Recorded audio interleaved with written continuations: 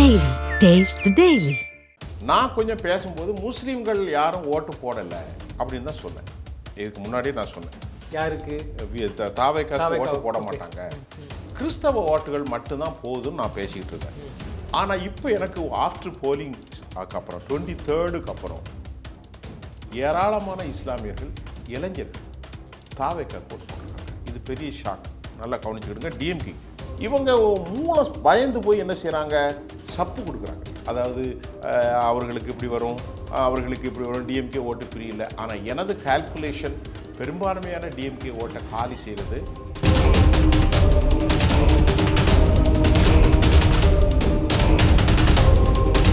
First அவங்ககிட்ட தான் பதிவு செய்கிறேன்.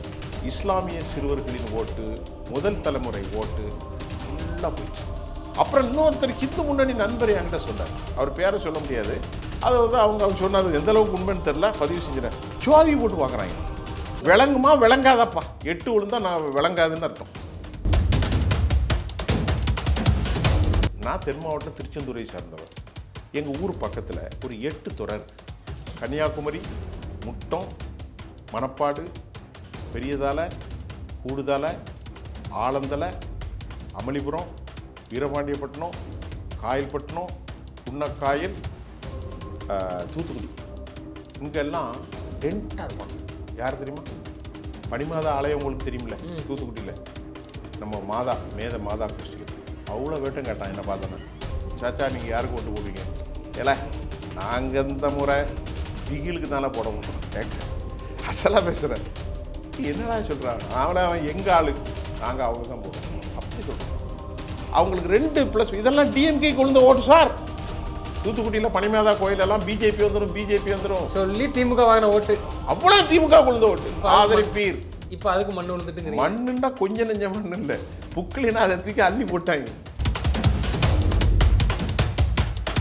இப்போ இதில் முஸ்லீம் ஓட்டு போகணும்னு நான் நினைக்கவே இல்லை கனவுல. நானே பேசினேன் சார், இஸ்லாம் சிலவர்கள் போட மாட்டாங்க. ஆனால் இப்போ அந்த தகவல் உண்மையிலே நான் சொன்ன ஊர்கள்லாம் இளைஞர்கள் ஃபுல்லாகவே போட்டிருக்காங்க.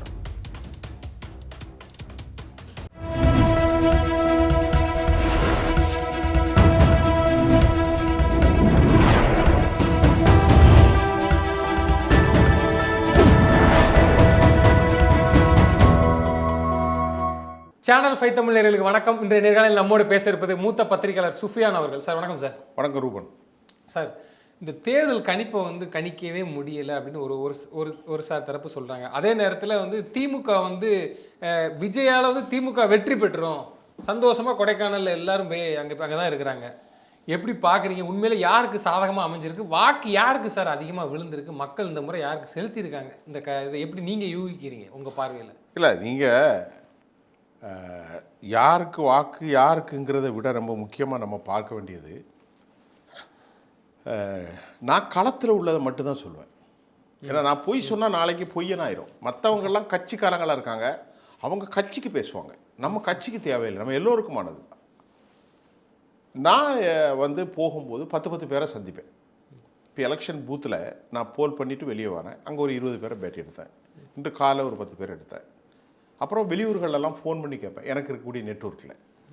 அப்போ ஃபோன் பண்ணி கேட்டால் எனக்கு ஒரு ஆச்சரியமான தகவல் இருந்தது. இந்த விஷயத்துக்காகத்தான் எல்லாரும் சொன்னாங்க. நான் கூட நினச்சேன், இதெல்லாம் எப்படிப்பா நடக்க போகுது.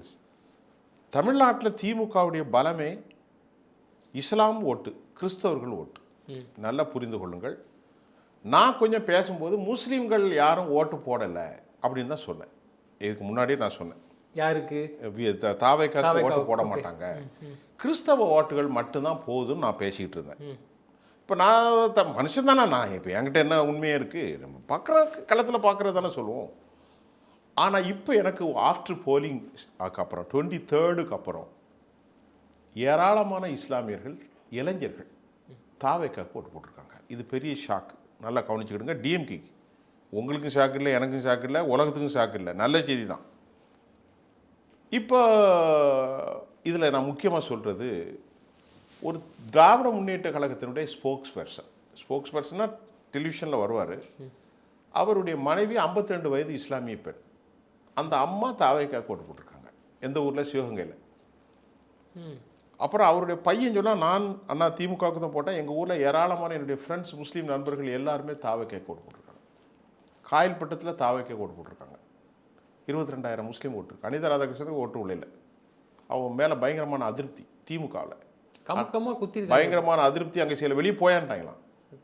எங்க திமுக வேட்பாளருங்க, பொய் சொல்லலை அனிதா ராதாகிருஷ்ணன். அப்புறம் பக்கத்தில் இருக்கக்கூடிய ஒரு சின்ன ஊர் காயாமொழி, அது எங்கள் ஊர். அங்கே இருக்கக்கூடிய ஒரு குறிப்பிட்ட செக்டோரியல் பீப்புள் ஃபுல்லாக போட்டாங்க. கொலசை உடங்குடி அந்த பக்கத்தில் இந்த டாக்டர் ஜவாஹிருல்லாவுடைய ஆட்கள் கொஞ்சம் டிஎம்கேக்கு போட்டிருக்காங்க. ஆனால் பரவலாக பார்க்கிற போது எல்லா சமூகமும், ஆனால் இது ஒரு நல்ல, எனக்கு கொஞ்சம் ஒரு சந்தோஷம் என்னென்னா, நான் எப்பவுமே மதம் ஜாதிக்கு அப்பாற்பட்டு இருக்குன்னு நினைப்பேன். அது மாதிரி என்னுடைய ஐடியாலஜி நான் உங்கள்கிட்ட விட்டு கொடுக்கணும் தேவையில்லை. நம்ம எல்லாம் ஒரே அண்ணன் தம்பியாக பழகணும், அப்படி தான் எனக்கு நினைப்பேன். என்னடா இவனுக்கு ஜாதி மதன் இருக்கான, ஒரு ஹோட்டலில் போகிறோம், நம்ம இஷ்டப்பட்டதை சாப்பிட்றோம், அப்படி நீங்கள் உங்களுக்கு இஷ்டப்பட்ட கடவுளை வணங்கிட்டு போங்க, எதுக்கடா அடிச்சுக்கிட்டு சாப்பிடும், அப்படி தான் நான் எல்லாத்துலேயுமே பேசுவேன். ஆனால் இப்போ இவருக்கு மேலே இருக்கக்கூடிய ப்ளஸ் பாயிண்ட், விஜய்க்கு மேலே தாவேக்கா, அவர் ஒரு மதச்சார்பிட்ட அனைவருக்குமான முஸ்லீம் இளைஞர்கள் போடுறாங்க, கிறிஸ்துவ இளைஞர்கள் போடுறாங்க, ஹிந்து இளைஞர்கள், தலித் மக்களை நம்ம செக்டோரியலாக பார்க்கணும். இப்படி பார்க்குற போது எனக்கு ரொம்பவே ஆச்சரியமாக இருக்குது. என்னடா இவ்வளோ ஓட்டு எப்படி வாங்குறாரு? இப்போ நம்ம கவுண்ட் பண்ணி பார்த்த பிறகு தெரியும், நான் சொன்னது தப்பாக இருக்கலாம், உண்மையாக இருக்கலாம். ஆனால் நான் களத்திலிருந்து உண்மையை பார்க்குற போது எனக்கு சத்தியமாக சொல்கிறேன், இந்த மாதிரியான இருக்குது. ஏங்க ஒரு ஆளை போட யாராவது தலைவனுக்கு தான் போடணும். எலெக்ஷன் இன்னைக்கு யாருக்கு போடுறோம்? அவன் 20 வயசு இருக்கும். நான் தலைவர் விஜய்க்கு போடுறதுக்கு தான் போயிட்டுருக்கேன். ஒரு முஸ்லீம் மகன் நாங்கள் போட்டோம்.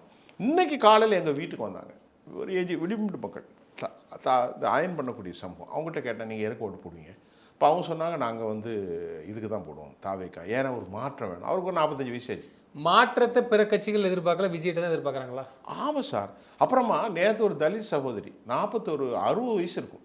இப்போ அவங்க இந்த சமையல் கூட்டில் வேலை பார்க்குறாங்க. அப்போ அந்த சகோதரிகிட்ட கேட்டேன், அம்மா நீங்கள் எதுக்கு ஓட்டு போட்டிங்கன்னா, டிஎம்கேக்காரன் எங்களுக்கு 3000 ரூபா கொடுத்தாம்பா, ரூபாயை வாங்கிட்டு டிஎம்கே தானே போட்டிங்க. நான் எப்படிப்பா போடுவேன், நான் பிகிலுக்கு போட்டேன்பாங்குது. எனக்கு டக்குன்னு பிகிலுன்னு தெரியல. அப்படி ஒரு படம் வந்து. சார் எனக்கு ஒரு சந்தேகம் கேட்குறேன். தெளிவாக சொன்னீங்க, இஸ்திரி போடுறவங்க, சமையல்காரம்மா, வயசுல சிறுவர்கள் கூட நீங்க பேசல, பெரியவர்கள் இஸ்திரி போடுறவருக்கு 55 வயசு, 52 வயசு, சமையல்கார அம்மாவுக்கு 61 வயசு, இளைஞர்கள் யாகப்பட்டது. அது பொம்பளை பிள்ளைங்க ஒரு 5 பிள்ளை இருந்துச்சு. கேளுங்க, போய் ஒய்ஃப் சொன்னாங்க ஓட்டு போட்டு வந்து. எதுக்கு நீங்கள் பேசாமல் இரு, நம்ம தர்மத்தை பின்பற்றணும்னு கேட்டேன். ஏமாங்க வாங்க, நீங்கள் என் புள்ள மாதிரி யாருக்குமே ஓட்டு போட்டீங்க? அங்கே நாங்கள் தாவே கேட்க தான் ஓட்டு போட்டோம். இல்லை இப்போ என்னோட கேள்வி என்னன்னா, நீங்கள் கேளுங்க. இப்போ மாற்றத்தை திரு சீமான் அவர்கள்ட்டையோ இல்லை பிற கட்சிகள்கிட்டையோ விரும்பாத மக்கள் அதிமுக விஜயை சூஸ் பண்ணுறதுக்கு காரணம், இளைஞர்கள் சூஸ் பண்ணுறாங்கன்னா ஓகே, ஒரு ஃபேன் ஃபாலோவர்ஸ் இருப்பாங்க, ஒரு நடிகர் கூட அப்படின்னு கூட எடுத்துக்கலாம். பட் நீங்கள் சொன்ன மாதிரி அபோவ் 50க்கு அபோவில் உள்ளவங்க 60, 65 இவங்கெல்லாம் போடுறதுக்கான காரணம் மாற்றத்தை. இவங்க எப்படி சார் மாற்றத்தை விஜய்கிட்ட எதிர்பார்த்து போடுறாங்க? அது எந்த மாதிரியான ஒரு தாக்கத்தை அவங்களுக்குள்ள ஏற்படுத்தி நீங்கள் பார்க்குறீங்க? இந்த வரவேற்பு எப்படி சார்? பக்கா திமுக எதிர்ப்பு. டிஎம்கேக்கு மேலே அவ்வளோ டென்ஷனில் இருக்கான் சார். அவன் பயங்கர அநியாயம் பண்ணி போட்டான். இல்லை அதுக்கு வேற கட்சிகள்லாம் கண்ணுக்கு இல்லை சார், கட்சி இவங்க இல்லை. அதை நீங்கள் எப்படி பார்க்குறீங்க? விஜய் அந்த இடத்துல பார்க்குறாங்கன்னா எப்படி பார்க்குறீங்க? அதாவதுங்க, விஜய் எப்படின்னா, இப்போ தமிழ் தேசியம் பேசிக்கிட்டு இருக்கார். யார்? நம்ம சீமான் அவர்கள். அவர் ஒரு நாடார் சமூகத்தை சார்ந்தவர்.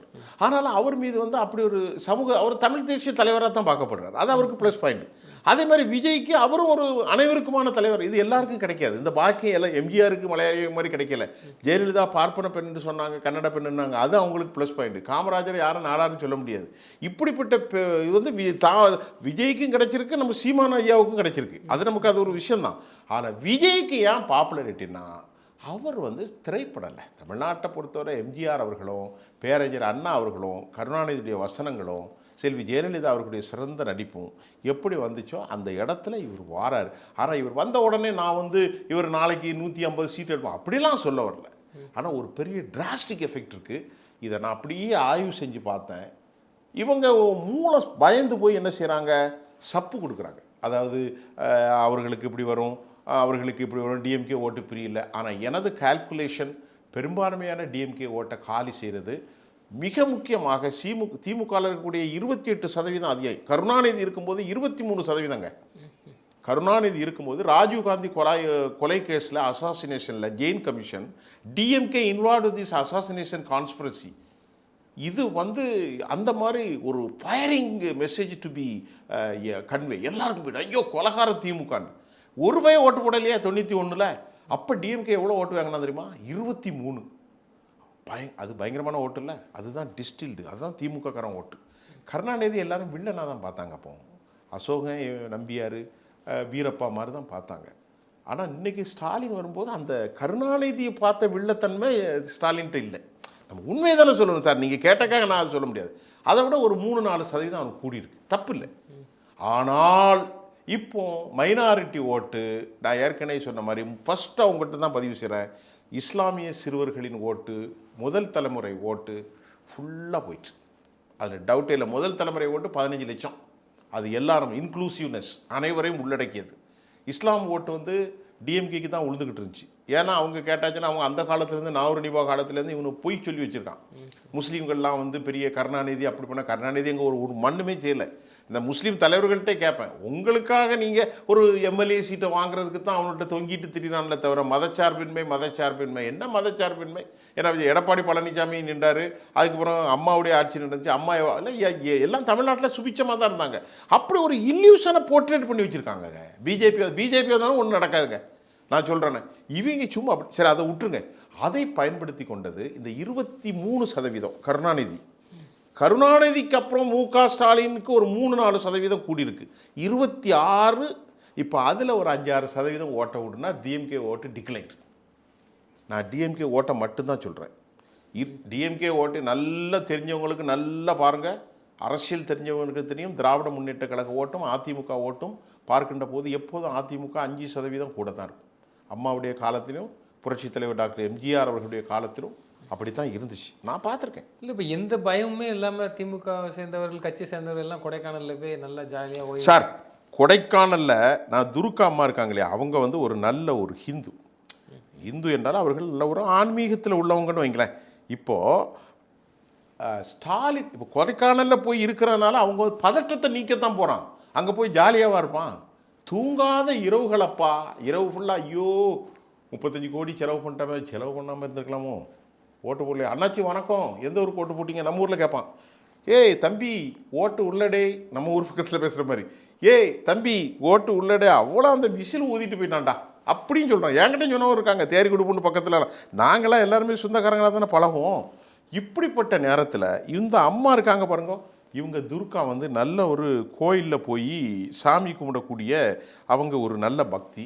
அவங்க கிட்டத்தட்ட ரொம்ப கொடைக்கானலில் இருக்கக்கூடிய அந்த கோயில்கள், அதாவது குழந்தை அந்த மாதிரி ஒரு கோயில், அப்புறம் அந்த முனியன் சாமி ஏதோ ஒரு கோயில், அந்த பக்கம் கொடைக்கானலில் இருக்கக்கூடிய நிறைய இடத்துல அவங்க ரொம்ப தெய்வ பக்தியோடு கேட்குறாங்க, எப்படியாவது எங்களுக்கு வெற்றியை கொடு அப்படின்னு கேட்குறாங்க. அது அவங்களுடைய நம்பிக்கை. அதை பற்றி கருத்து சொல்கிறதுக்கு நமக்கு உரிமையே கிடையாது. ஒருவர் எல்லாமே பயத்தின் வெளிப்பாடு. பயத்தின் வெளிப்பாடு. நான் அதை ஒரு சேனலில் சொன்னால் அது லட்சக்கணக்கான பேர் பார்த்துட்டான். அப்புறம் இன்னொருத்தர் ஹிந்து முன்னணி நண்பர் என்கிட்ட சொன்னார், அவர் பேரை சொல்ல முடியாது.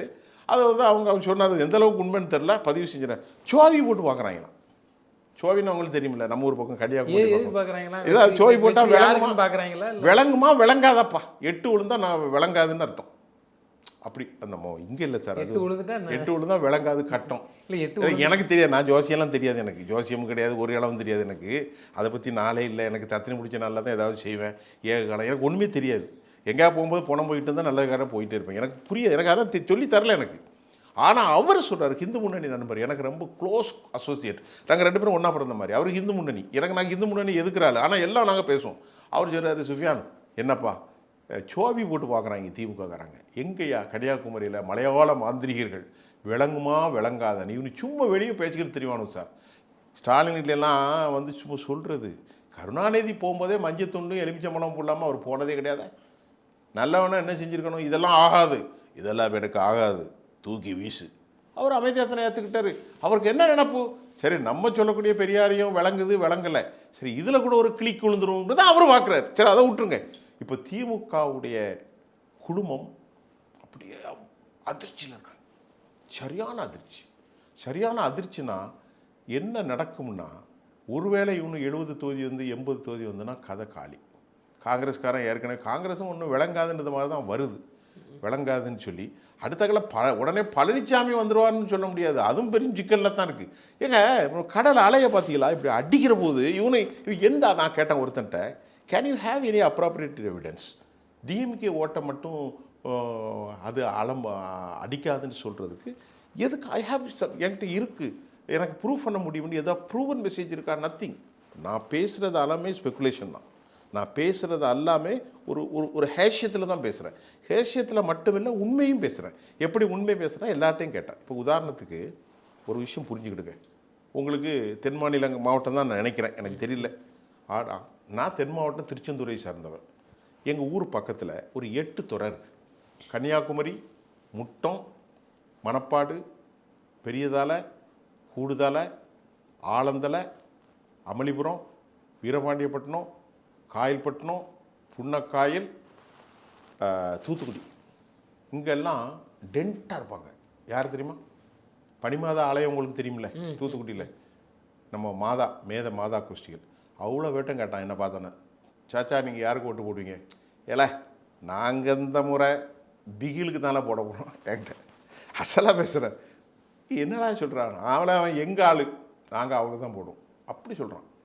அவங்களுக்கு 2+ இதெல்லாம் டிஎம்கேக்கு விழுந்த ஓட்டு சார். தூத்துக்குடியில் பனிமாதா கோயிலெல்லாம் பிஜேபி வந்துடும் சொல்லி திமுக வாங்கின ஓட்டு அவ்வளோ திமுக விழுந்த ஓட்டு ஆதரிப்பீர். இப்போ அதுக்கு மண் விழுந்துட்டு மண்ணுன்னா கொஞ்சம் நெஞ்ச மண் இல்லை, புக்கிலினா அதை தூக்கி அள்ளி போட்டாங்க.